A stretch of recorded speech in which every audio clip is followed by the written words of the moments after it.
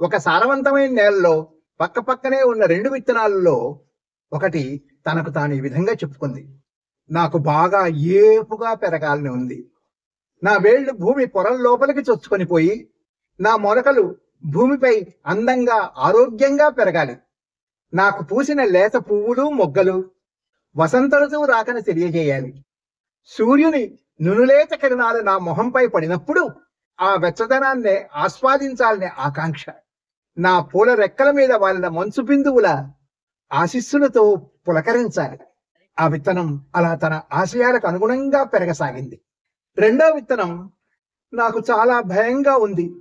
నా వేళ్లను భూమి పొరల్లోకి పంపితే ఆ చీకట్లో ఏం ఎదుర్కోవలసి వస్తుందో అని భయంగా ఉంది. గట్టిగా నేలను చీల్చుకుపోయే ప్రయత్నం చేస్తే లేత వేళ్లకు గాయాలవుతాయేమో, నా మొగ్గలను కీటకాలు నత్తలు వంటివి తినేస్తాయేమో, విరబూసిన పూలను కోసేస్తారేమో.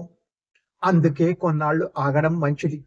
అంతా బాగుంటే అప్పుడు మొలకెత్తుతాను అంటూ మంచి సమయం కోసం కాచుకుని ఉండిపోయింది. ఈ లోపల ఒక కోడిపుంజు పురుగులు గింజల కోసం వెతుక్కుంటూ ఈ గింజను నోటకరిచి గుటుక్కుమనిపించింది. ఉన్నతంగా ఎదగడానికి రిస్క్ చొరవ చూపించాలి.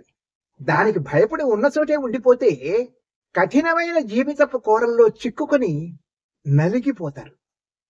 Good luck.